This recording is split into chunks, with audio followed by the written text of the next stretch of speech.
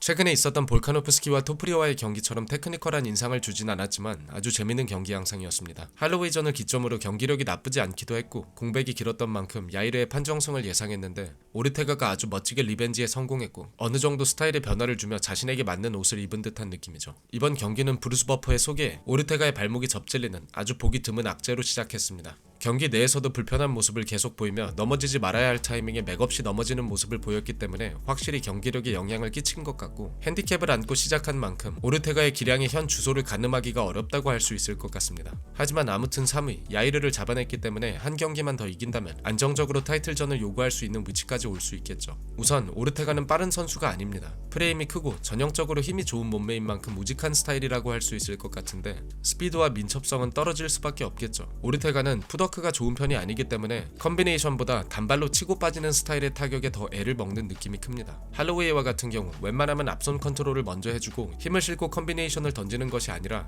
가볍게 좋은 리듬으로 적재적소의 컨비네이션을 집어넣고 빠져버렸기 때문에 오르테가가 타이밍을 잡지 못하고 애를 많이 먹었습니다. 반면 볼카노프스키와 같은 경우 애초에 뒤로 빠지며 싸우기도 하고 박스에서 펀치 공방을 즐기는 선수가 아니기 때문에 더 먼 거리에서 킥으로 공략, 그리고 오르테가가 백스텝을 밟는 경우가 아니라면 컨비네이션의 볼륨을 1, 2 이상으로 거의 내지 않았습니다. 단적으로 스트라이킹의 정교함이라는 측면에선 확실한 레벨 차이가 있었지만 오르테가의 전략은 1차전을 바탕으로 꽤나 준비를 잘 해왔다고 생각합니다. 푸더크가 좋고 케이지를 넓게 써주며 킥이 좋은 야이르를 무조건 케이지로 가둬주는 것이었죠. 경기의 시작과 함께 야이르와 평행으로 따라붙어주는 모습인데 발이 빠르지 않은 오르테가가 상대를 케이지로 가둬주는 옵션은 첫 번째, 킥으로 케이지 커팅을 한다. 두 번째, 상대의 컨비네이션에 그냥 밀고 들어간다 라고 할 수 있을 것 같습니다. 킥을 활용한 케이지 커팅은 앤서니 존슨이 대표적으로 잘 활용해 주었죠. 하지만 앤서니 존슨과 같은 경우 폭발력과 라이트가 아주 강력한 무기이기 때문에 반대쪽으로 돌아나가는 상대를 라이트로 추격할 수 있는 옵션이 있었지만 오르테가는 상대를 킥으로 밀어주고도 쓰러트릴 옵션이 딱히 없습니다. 결국 그대로 밀며 언더훅을 파주는 다소 단순한 어드밴스가 최선의 옵션이죠.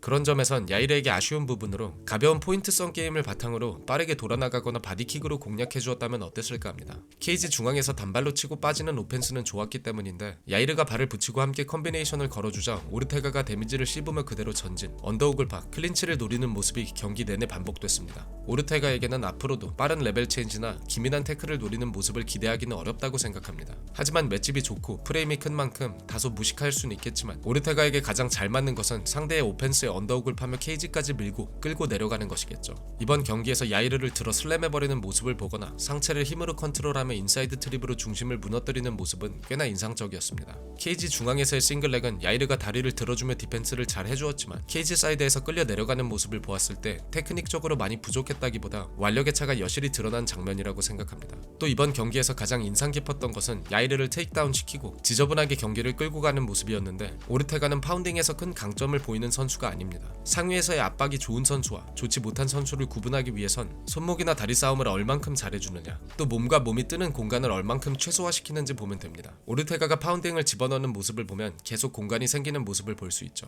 그만큼 하위에 있는 선수가 골반을 틀고 공간을 만들어 이스케이프를 할 여지를 준다는 뜻이기도 합니다. 상위 압박은 MMA 역대 최고라고 할 수 있는 하빕과 존스와 같은 경우 공간을 주지 않고 짧게 엘보를 내며 머리로 상대를 계속 눌러놓거나 하체를 먼저 가둬주며 상대가 움직이지 못하게 고정시켜 놓은 후에 파운딩을 주는 모습을 볼 수 있습니다. 상위 압박 능력은 서브미션 캐치에 비해 확실히 빠진다고 할 수 있겠지만 야이르의 입을 손으로 막으며 호흡을 컨트롤해주는 장면과 머리를 눌러주는 모습은 굉장히 인상적이었습니다. 프리뷰에선 컨벤셔널 태클의 발전을 기대하기 힘든 오르테가에게 가장 이상적인 스타일은 언더훅을 파 상대를 케이지에 가둬 지저분한 케이지 레슬링을 하는 것이라고 했습니다. 그런 의미에서 기존에 보지 못했던 모습이지 않았나 싶고 맷집도 체력도 좋은 편이기 때문에 상대를 케이지에 가둬 계속 붙어줄 수만 있다면 집중력이 떨어진 상대가 오프닝을 내줄 가능성이 더 많게 되는 것이죠. 피니싱 시퀀스 역시 비슷한데 잽싸게 다리를 넘겨 탑 포지션을 잡고 야이르의 손목을 컨트롤하고 엘보를 주며 암 트라이앵글을 셋업, 다리를 넘깁니다. 스크램블에서 스윕을 하며 그립을 따내는 것은 오르테가의 가장 큰 무기이죠. 그리고 넘긴 다리로 야이르의 등을 밀어 밀착시키며 야이르가 움직이며 공간을 만들 틈을 주지 않았고 타이트하게 그립을 완성시켰습니다. 경기 내용 자체는 아주 흥미로웠으나 야이르는 하위에서 너무 무기력하게 패배했고 오르테가 역시 부상의 공백이 길었다곤 하지만 2% 부족한 모습이었기 때문에 확실히 무게감이 조금 떨어지는 컨텐더들의 대결이지 않았나 싶습니다. 경기 외적으로 재밌었던 점은 멕시코 팬들과 상대에게 존경을 표하는 오르테가가 꽤나 인상적이었죠.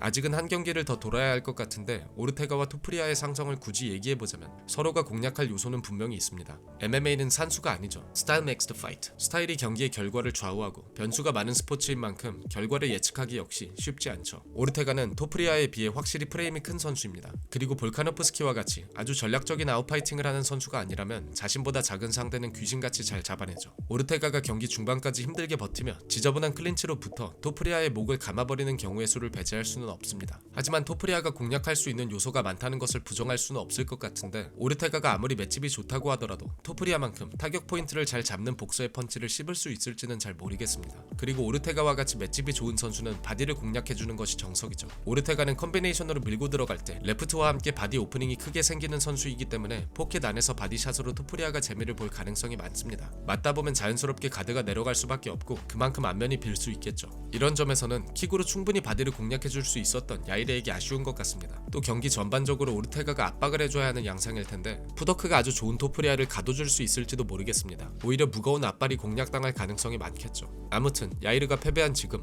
패더급의 컨텐더 라인이 조금 애매해진 감이 없잖아 있는데 오르테가는 경기를 좀 자주 뛰었으면 좋겠습니다. 기량이 정점에서 떨어질 나이이기도 하고 크고 작은 부상이 워낙 많은 선수이기 때문에 선수 생활을 얼마나 이어갈지도 미지수이기 때문이죠. 개인적으로 컨텐더 엘리미네이션 역할을 할 모브사르와 경기를 하고 야이르는 앨런과 경기를 하면 어떨까 합니다. 그럼 시청해주셔서 감사하고 곧 다른 분석으로 찾아뵙겠습니다. 감사합니다.